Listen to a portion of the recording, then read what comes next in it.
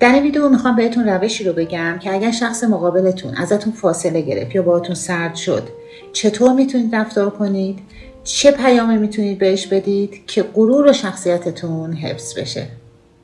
سلام، خیلی خوش اومدید به ویدیو امروزمون. میدونید که این روزها خیلی رایج شده که توی رابطه ها افراد سرد میشن یا فاصله میگیرن و این موضوع دلایل مختلفی داره. این ویدیو در مورد دلیل های این اتفاق نیست.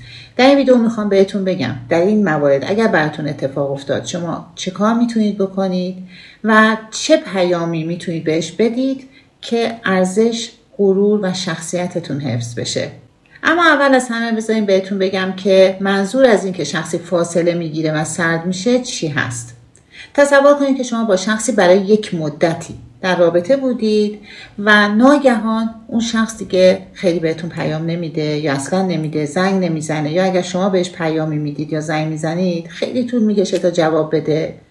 قرارا رو کنسل میکنه یا مرتب میگه که من سرم شلوغه و شما خیلی واضح و شفاف در واقع متوجه میشید که اون شخص تغییر کرده، برای اینکه قبلا خیلی مشتاق بوده که با شما باشه.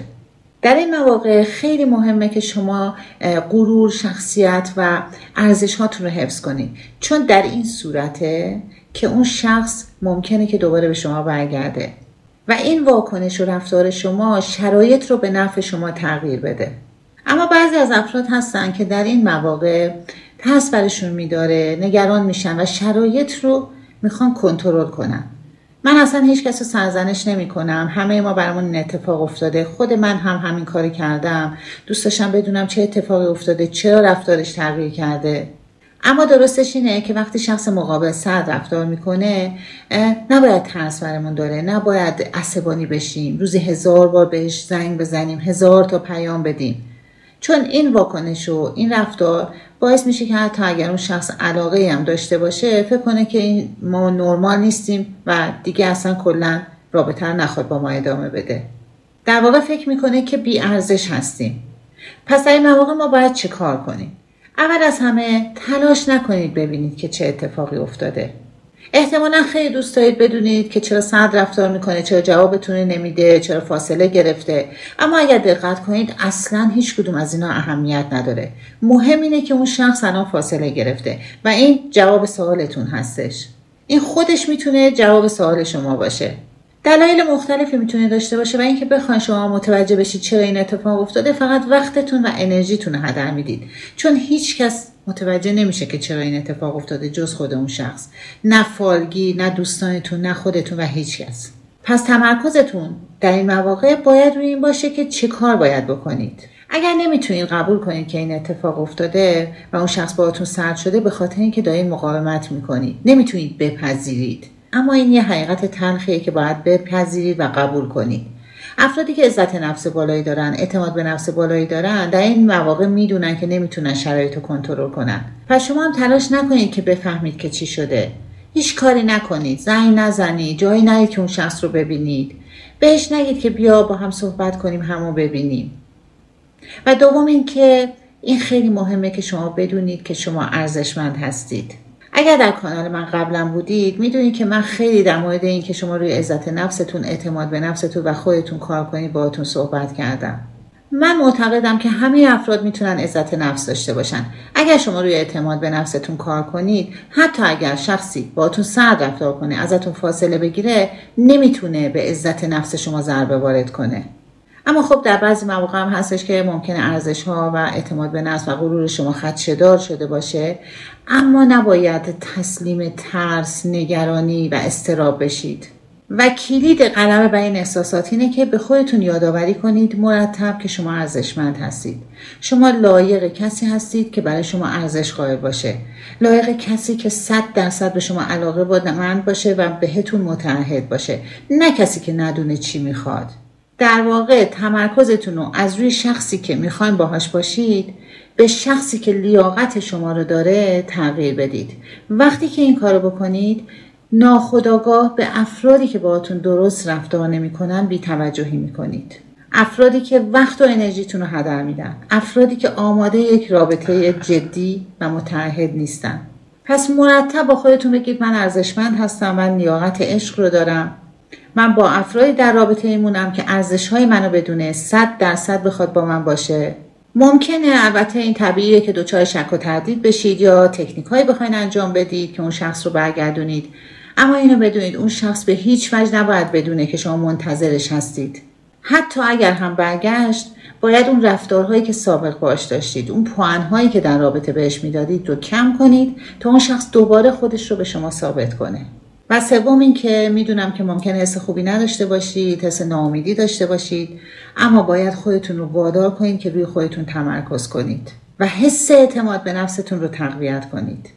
به این طریق که لباسهای خوب بپوشید، اگر خانم هستید آرایش کنید، به خودتون برسید، حمام برید، ورزش کنید، قدم بزنید، با افراد دیگه صحبت کنید، هر کاری که حس شما رو خوب میکنه. در واقع هر کاری که حس شما رو نسبت به خودتون خوب میکنه. حتی اگر حس و حالش رو نداشتید، به این کارها ادامه بدید تا بالاخره حس خوبی داشته باشید و ارزشاتون رو بدونید. و اما در نهایت اگر که واقعا نمیتونید تحمل کنید، میخواین باش تماس بگیرید، میتونید این کارو بکنید. البته درستش اینه که اصلا تماس نگیرید، اصلا زنگ نزنید تا اون شخص خودش باهاتون تماس بگیره. اما گاهی شاید واقعا نمیتونید تحمل کنید، میخواین باهاش تماس بگیرید، بدونید چی شده، ببینید که منتظرش بمونید یا رهاش کنید. به اصطلاح میخواین تکلیفتون مشخص بشه. من کاملا درکتون میکنم. پس حداقل 4 یا 5 روز اگر گذشت و اون شخص باهاتون تماس نگرفت و پیامی نداد و ازش خبری نشد، میتونید یک پیام براش بفرستید. زنگ نزنید، جایی نرید که اون شخص رو ببینید یا حضوری صحبت کنید. فقط پیام بدید و اینکه اون شخص جواب شما رو بده یا چطوری بده میتونه تکلیف شما رو روشن کنه و جواب سوالاتون باشه. پیامی که میتونید براش بدید برای مثال میتونه این باشه که سلام، چند وقتی هستش که ازت خبری ندارم، میخواستم ببینم که اوکی هستی، امیدوارم خوب باشی.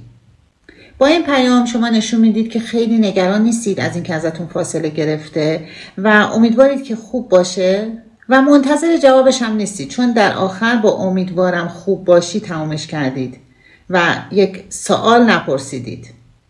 اگر که جوابتون رو نداد، متوجه میشید که ارزش انرژی و عشق و وقت شما رو نداره و میتونید شمارش رو پاک کنید. اگر جوابتون رو داد اما توی حرفاش دلیلی یا عذرخواهی نبود یا مکالمه رو نمیخواست طوری ادامه بده که بتونه بیشتر باهاتون صحبت کنه و پیام ها رد و بدل بشه، اونجا هم دیگه نوبت شماست که دیگه جوابش رو ندید و رهاش کنید. اما حالا اگر اون شخص برگشت چی کار کنید؟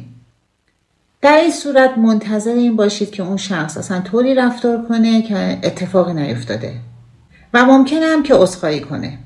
در هر دو حالت عصبانی نباشید. شروع به سرزنش کردن یا گله کردن نکنید که کجا بودی، من ناراحت شدم، نگران شدم، چرا اینطوری کردی یا هر چیزی امثال اینها. خیلی با انرژی مثبت و خوب جوابشو بدید، توی نشون بدید که اصلا براتون اهمیتی نداشته که چند روزی نبوده و بهتون پیام یا زنگی نزده. توی نشون بدید که به دلایلی که میاره خیلی اهمیت نمیدید، نگران نبودید، یعنی کلا زندگیتون تحت تاثیر قرار نگرفته. این خیلی مهمه که حس کنه شما نسبت به این رفتارش بی تفاوت هستید و اگر هم خواست با شما بمونه، باید قبل از اینکه رفتارتون مثل قبل بشه اعتماد شما رو دوباره جلب کنه و خودش رو به شما ثابت کنه. خب دوستان، امیدوارم که این کار انجام بدید و متوجه بشید که اون شخص لیاقت شما رو داره یا نداره. میتونید از تکنیک ها استفاده کنید، ولی این پیام رو فقط یک بار بهش بدید. هر روز بهش پیام ندید که امیدوارم خوب باشید، فقط یک بار. در واقع همونطور که بهتون گفتم، اعتماد به نفس خیلی در رابطه به شما میتونه کمک کنه. شاید خیلی ها فکر کنن که ما اعتماد به نفس داریم، اما باز هم تقویت اعتماد به نفس خیلی خیلی مهمه، چون اعتماد به نفس چیزیه که ما همیشه و در طول عمرمون باید روش کار کنیم. امیدوارم این ویدیو براتون مفید بوده. با لایک و کامنتاتون به من نشون بدید. نظراتتون رو حتما در کامنت ها برای من بنویسید و اگر که هنوز من سابسکرایب نکردید لطفا سابسکرایب کنید تا در ویدیوهای بعدی هم با من همراه باشید. اما اگر میخواید بدونید چطور میتونید در چشم هر کسی جذاب باشید، این ویدیو رو هم حتما چک کنید. خیلی دوستتون دارم و تا ویدیوی بعدی باهاتون خداحافظی میکنم. خدا نگهدار.